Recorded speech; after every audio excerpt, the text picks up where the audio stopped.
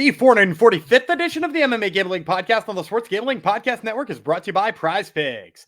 Go to prizepicks.com and use code SGPN for a first deposit match of up to $100.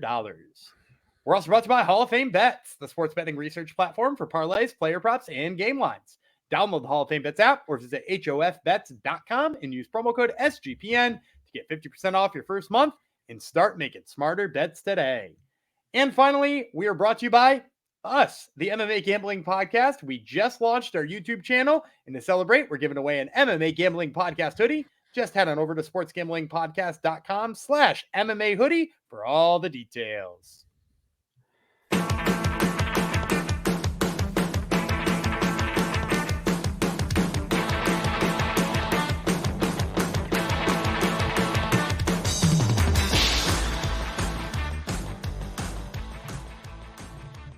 Howdy ho, degenerinos, and welcome to the MMA Gambling Podcast on the Sports Gambling Podcast Network, episode 445, back in your ear and eye holes once again, YouTube and wherever you catch your podcasts. Make sure you watch and listen to both.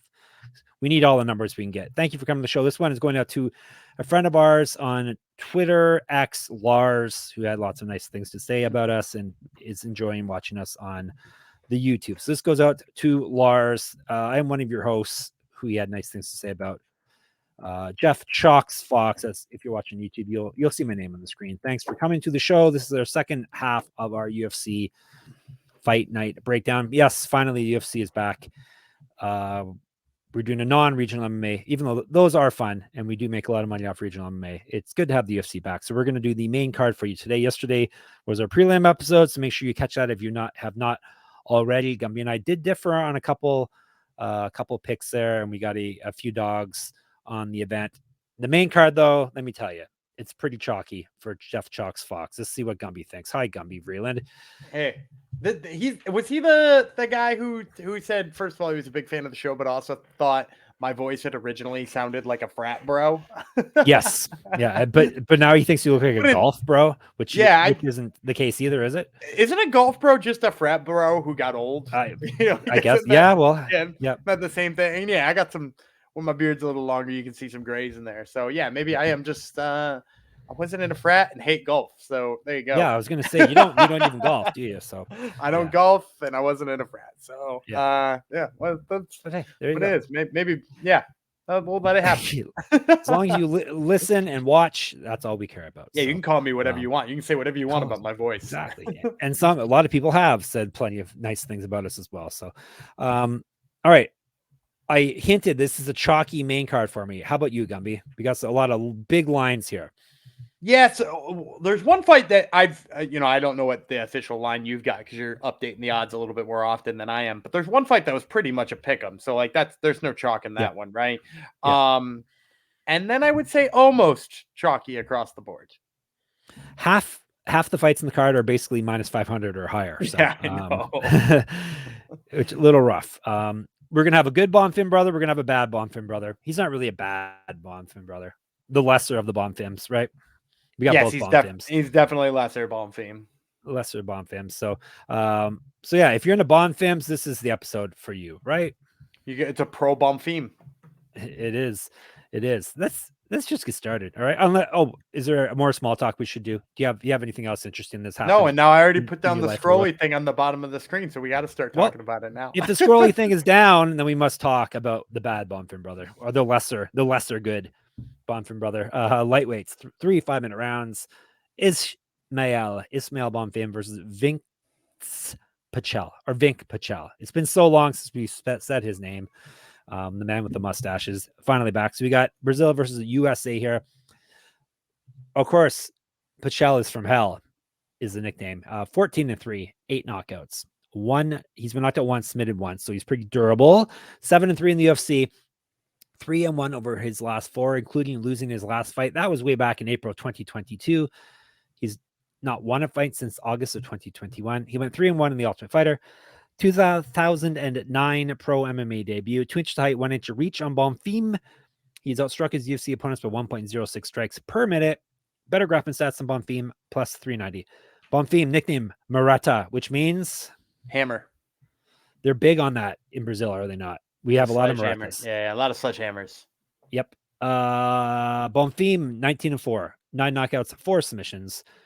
He's been submitted 4 times, so that is his Achilles heel. The only way he has lost is submission. 1-1 in the UFC, 13-1 over his last 14 fights. The loss came in his last fight. He lost that via submission. 1-0 Contender Series, was a regional champion. He is another guy who has fought at a billion different weight classes. He's fought at bantamweight, featherweight, and welterweight. 2011 pro MMA debut, 13 years younger than Pichel. Better striking stats, more active landing strikes. He's outstruck his 3 opponents that we have stats for by 2.225 strikes a minute, minus 475. Give me the lesser of the Bonfims. Give me Ismael Bonfim. I do not like the line, and I'm feeling a vibe that Gumby is going to take Pichel because Pichel is on his other show this week, and because Pichel has a mustache. Let's see if I'm right. So not the 2 reasons I will give you, but I am taking Vinc Pichel. There you go. Look, and this is the big one for me. Who beats Vinc Pichel? If you go back in his record, which by the way, not a lot of people, I think a lot of people like see him as this like journeyman. Yeah, he maybe doesn't fight all that often, but like he's what would you say, 7-3 in the UFC, 8-3? Yep. Yeah, only 3 losses in his career are UFC losses. So, and look at the 3 people those were. Mark Madsen, right? Gregor Gillespie, Rustam Habilov. What do those 3 guys have in common in those fights? Incredible wrestling. Top level wrestling, right? And if you look at every time he's fought somebody that he has a wrestling advantage on, he beats them. Like if he has got the wrestling advantage in the fight, first of all, he uses it. He's not dumb when it comes to game planning. Like this dude has got it down. And second of all, he uses it to the point where he wears out much younger dudes than him. Now, like Austin Hubbard, not tons younger, but quite a bit younger than him. I think him and Jim Miller were about the same age. I'm trying to remember who he beat before that, but like he is tiring out guys who are younger than him with his wrestling. And I think since he's gone to Factory X, which is for his last 4 fights, he's looked a lot better. Like he's looked like a better version of himself since like reinvigorating his fight camp. And I think Bonfim, like you can say what you want. Like he is a dangerous striker. He is a dangerous submission guy. His wrestling isn't great. I'm not impressed with Ismael Bonfim's wrestling. I am impressed with his brother, Gabriel, but I'm not impressed with his grappling game and specifically his wrestling game. It looked bad against Benoit Saint Denis. And I'm not saying Vinc Pichel is Benoit Saint Denis, but I'm saying he can get some of that stuff done. So yeah, at 4-1, yeah, give me Vinc Pichel. 13 years older and has not fought in over a year. I guess that's why you're getting the line you're getting. So, okay. Good luck. Godspeed to you, Gumby. Godspeed to you. You won't need luck with our sponsors, though, because they deliver exactly what they claim to deliver. Like Prize Picks, of course. Prize Picks are here. Do you want to play alongside some of Prize Picks' favorite players, like rapper Meek Mill and comedian Andrew Schultz and Jeff Fox and Gumby? You can now find community plays under the promos tab. Gumby and I won't be listed there, though, sadly, of the app to view entries from some of the biggest names in the Prize Picks community each week. That's not good enough for you. How about this? I'll tell you something else about them, okay? Prize Picks is really simple to play. You can make your picks and submit them, your entry in less than 60 seconds, which is super easy and convenient because you're busy. You're busy listening to our podcast and things like that. So they got a whole bunch of cool stat things on there. Gumby was big on higher than any Gonzaga player that's in the NBA. Pick higher, and usually his rebounds you're big on, it seems too. I guess Siakam's not Gonzaga, but do you have another one that you want to throw out there? A higher or lower one? If you want to hit me with my Gonzaga bias, let's hit Nembhard. Nembhard has been ripping it up for the Pacers. So give me the higher than on Nembhard's. We'll go points. He's been scoring over there in Indiana. Not just Gonzaga, a Canadian as well. So Gonzaga is big on the Canadians. So I like Gonzaga because of that as well. All right. So there you go. Gumby gave you a pick. Here's what you do with that information. Go to prizepicks.com/SGPN and use code SGPN for a first deposit match up to $100.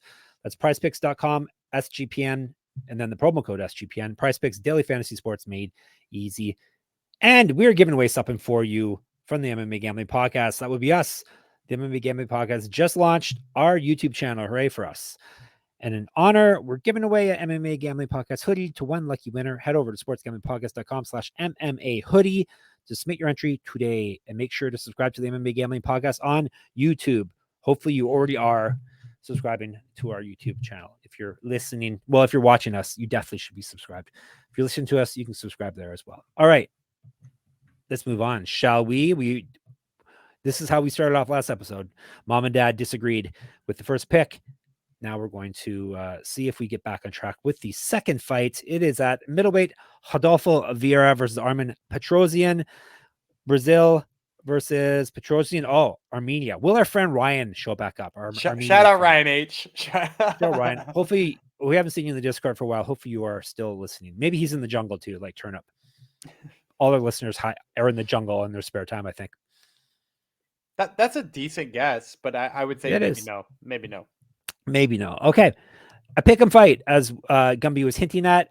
That would be this fight here. I'll tell you about Superman Petrosyan first, 8-2 with 5 knockouts. He's been knocked out himself once, 3-1 in the UFC, 2-0 over his last 2 fights, 1-0 in Contender Series. Used to fight at light heavyweight, multiple regional championships on his mantle. Correct. Get that shirt, sportsgamblingpodcast.com/store, or get the shirt I'm wearing right now. Yes, I'm wearing the same shirt as yesterday's episode. It's the Gumby shirt, Tuesday Night Miracles. Thursday, usually there's not fights. It's Tuesdays. Petrosyan, where was I? He's 3 inches taller than Vieira, a year younger. Seems like he should be way younger than Vieira, but he's not. Better striking stats, not surprising. More active landing strikes, not surprising. Petrosyan has outstruck his UFC and Contender Series points by almost 3 strikes a minute, plus 2.94. Very impressive number. Minus 105. As of recording, this is a pick'em. Vieira, the black belt hunter. Petrosyan does not have a black belt, so he should not be fighting him. Vieira 9-2, 1 knockout, 8 submissions, so he's finished everyone. He himself has been submitted 1 time. 4-2 in the UFC. Loss, win over his last 4. He won his last fight via submission. He also used to fight at light heavyweight. He's a multiple-time world champion in Brazilian Jiu-Jitsu. 2 inches reach on Petrosyan. He's been outstruck in the UFC by about a strike and a half a minute. He's at minus 1.48. Better grappling stats, not surprising. Minus 105. So a classic grappler versus striker battle. I'm sure Gumby and I are going to pick different people here as well. We'll let you go first. Because you're going to pick the striker? Of course. You're going to pick the grappler. This card, you're all on the guys with power. Here's the problem. He's getting taken down by everybody. Everybody's taking Petrosyan down. AJ Dobson took him down. Who did he fight on Contender Series? Was it Kolev? Was it Kolev? I think Kolev had him down like 3 or 4 times in that fight and like for a whole round's worth of time. And Rodolfo, the thing about him is like first of all, his wrestling is getting better because he had that one fight where he couldn't get, was it Chris Curtis down? And then he just was like, I got to get back to the drawing board and start to take people down again. And it's looked better since then. His striking's looked better since then. He developed the jab. And correct me if I'm wrong, and I'm not out here trying to insult fighters, but does it feel like Armen Petrosyan might be the kind of guy that if Rodolfo Vieira pulls guard, he might just stay there? Do you know what I mean? Like he might just believe. Sadly, yes. Yeah, he just kind of believes in his grappling enough that he's like, I can hang out here, because he shot a takedown and got it in his last fight, if I'm not mistaken, against Chris Leroy Duncan. I think Petrosyan shot a takedown. So like he might be like, I can grapple with you. And I don't think he can.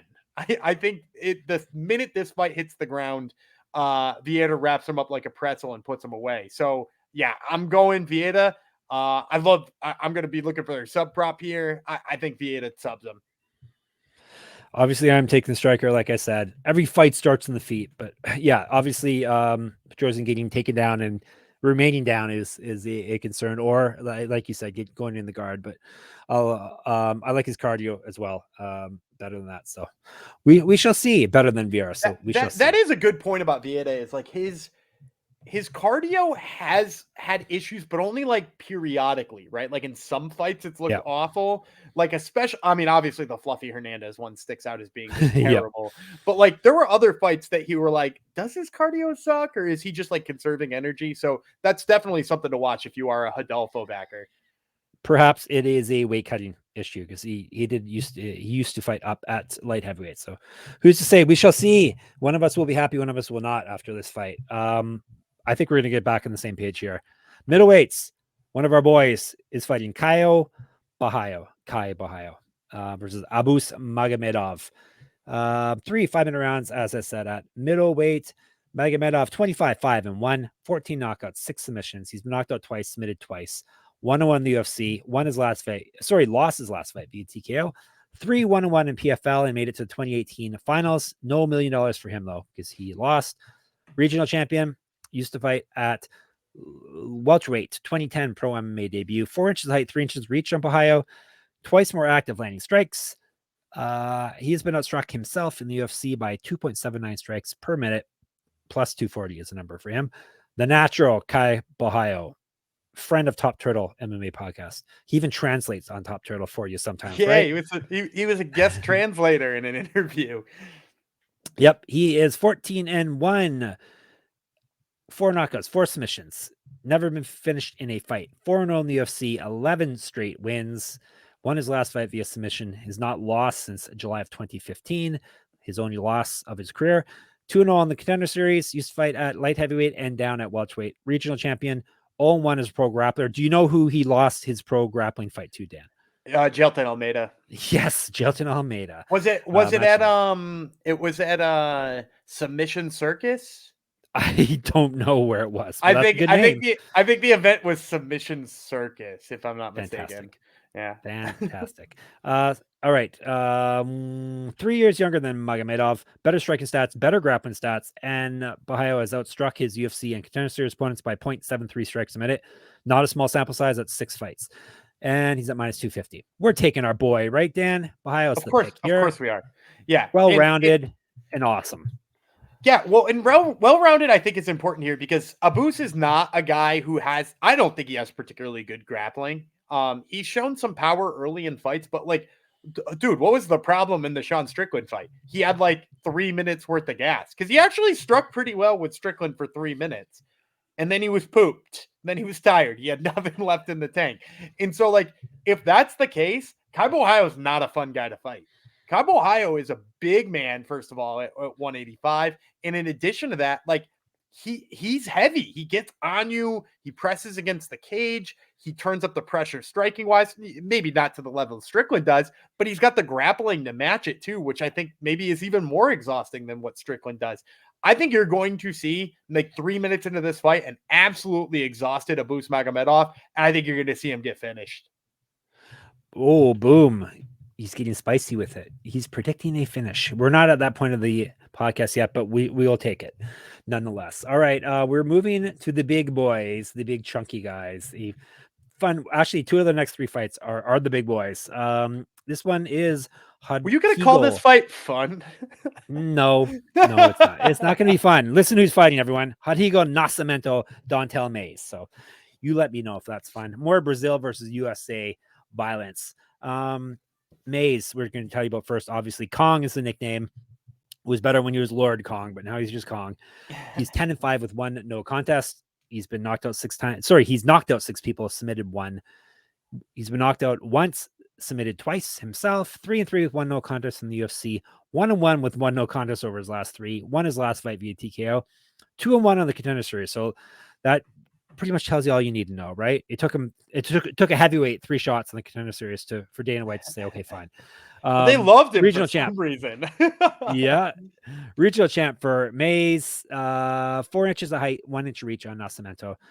Mays has been outstruck over those Contender Series and UFC fights, so 10 fights by 0.34 strikes a minute, and he's at plus 240. Nascimento, his nickname, of course, is Z Colmia, which is Yogi Bear. Yes, correct. 10-1 with 1 no contest, and he looks like Yogi Bear. It makes perfect sense. That's the body type. That's his body type, Yogi Bear. Yeah, body type equals Yogi Bear. Exactly. Oh, that could be a good title. It was going to be a Bonfim pun, but that's a good title, Dan. And it came naturally too. All right. Nascimento's 10-1 with 1 no contest. But I'm struggling here. We're getting near the end of the show. He's knocked out 2 people, submitted 6 people. He himself has been knocked out once. 3-1 with 1 no contest in the UFC. He has won 2 straight fights. He's not lost since October 2020. Has failed drug test in the past. 1 no on Contender Series. 2012 pro MMA debut. More active landing strikes and better grappling stats than Mays. However, Nascimento has been outstruck in the UFC by 0.4 strikes a minute, minus 180. Go ahead. Hey, do you remember who Rodrigo Nascimento subbed in the UFC? Because I heard you say one submission in the UFC. No, I don't, obviously. He subbed Don'Tale Mays. Oh, they fought already. Why are we doing seeing this this again? Yeah, Why are we seeing this again? Why are we doing? I don't know. Yeah, his UFC debut coming off a Contender Series is against Don'Tale Mays. He subbed him in the second round with a rear naked choke.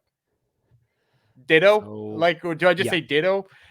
Because the thing about Nascimento is like, has he looked great in any of his fights? Nah. I mean, like the fight with Tanner Boser didn't look great. I mean, he split decision victory over Ilir Latifi. He did get knocked out by Chris Dawkins, which in retrospect is probably not a good loss, especially when he's facing a power puncher here. But like, he's just going to take Don'Tale Mays down, right?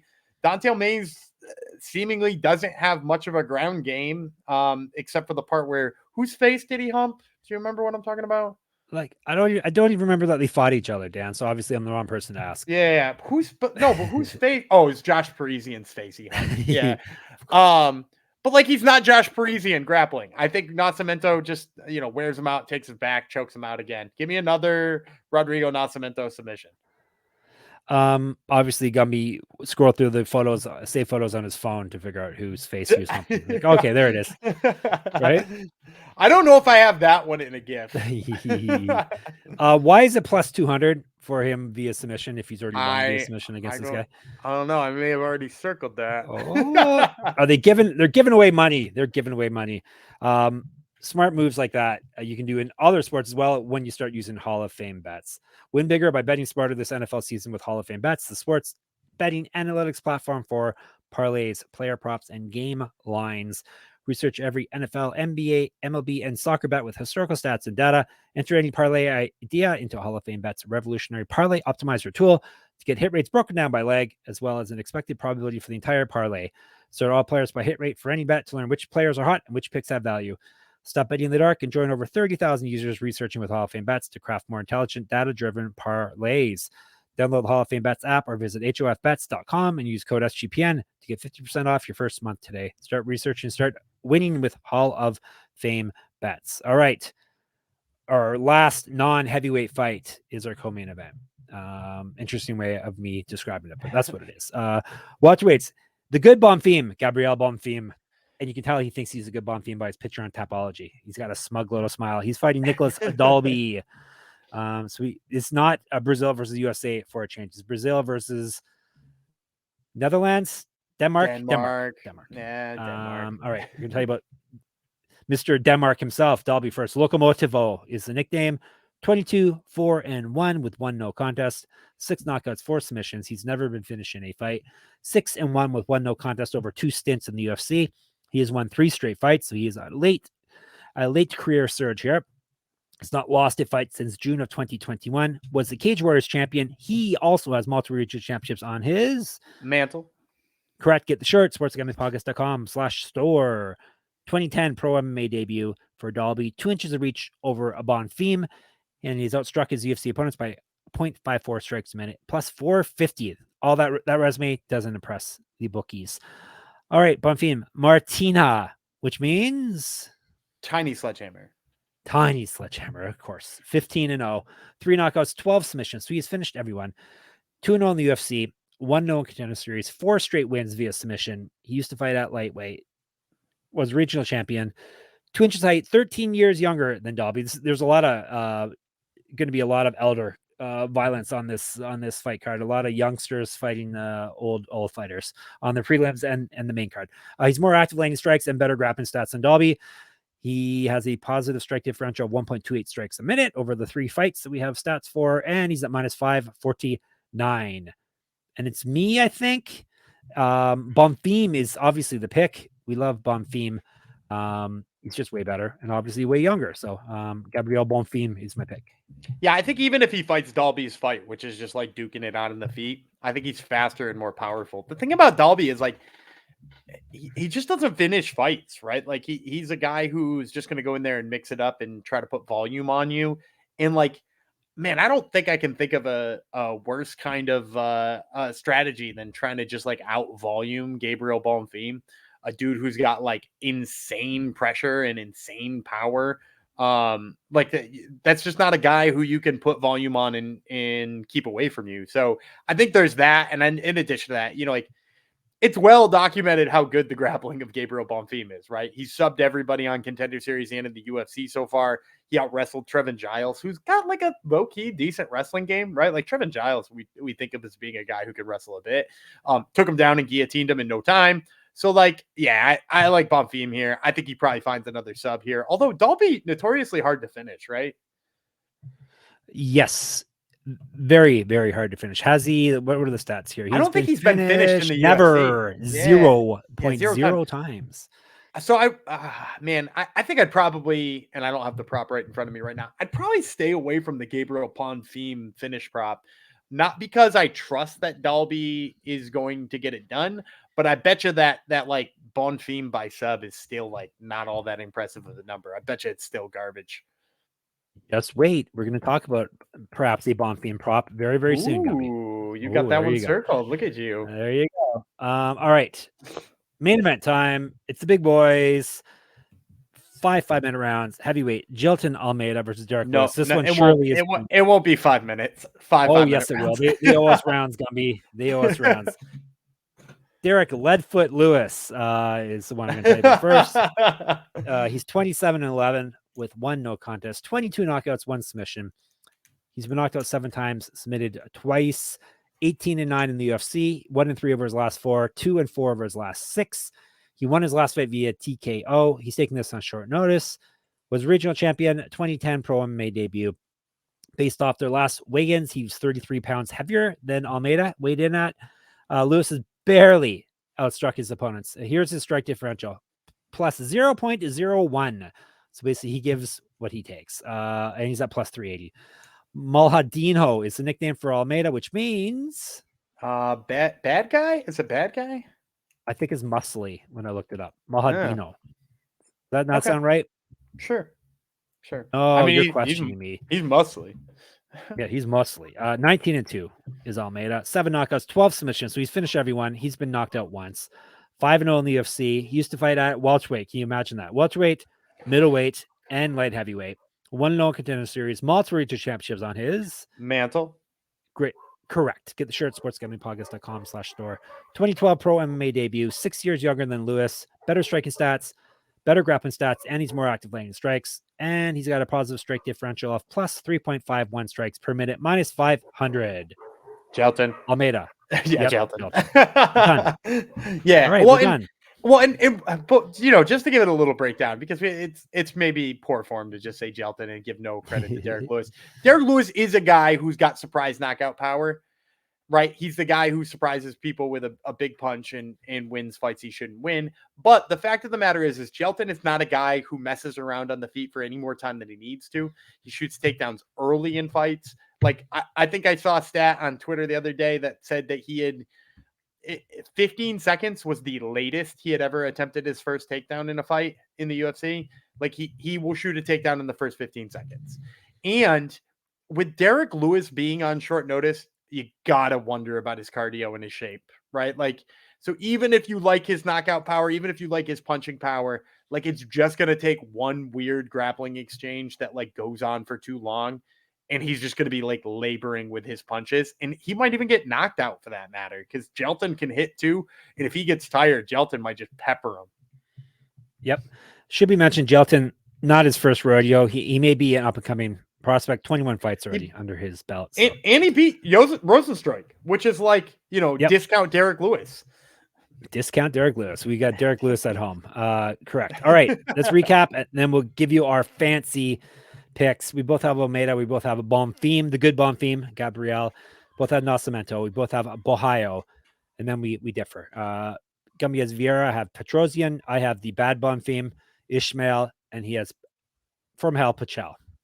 All right, locks, dogs, props, parlays, all that funny stuff, fun and funny stuff happening now. I think am I up first? I think so. You're up. You're up first for locks, I believe.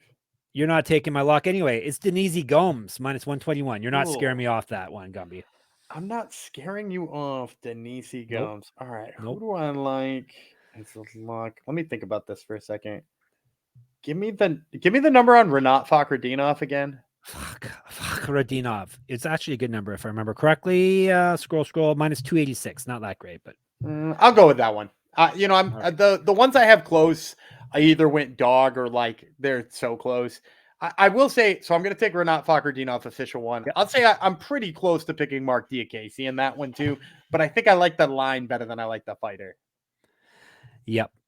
Okie dokie. And you don't want to go against me either with the DKC pick. So don't have many dogs here. Bukauskas, I'll have to take it plus 185. Not have Yeah. to. I like that pick. So Double that one up. I'll take Bukauskas. all right. That line is both. That's one I like the fighter and the line. Like I think I think he's going to win that fight anyway. And then at almost 2-1, it was down to him or Angela Hill, but like the price on him comparatively is amazing.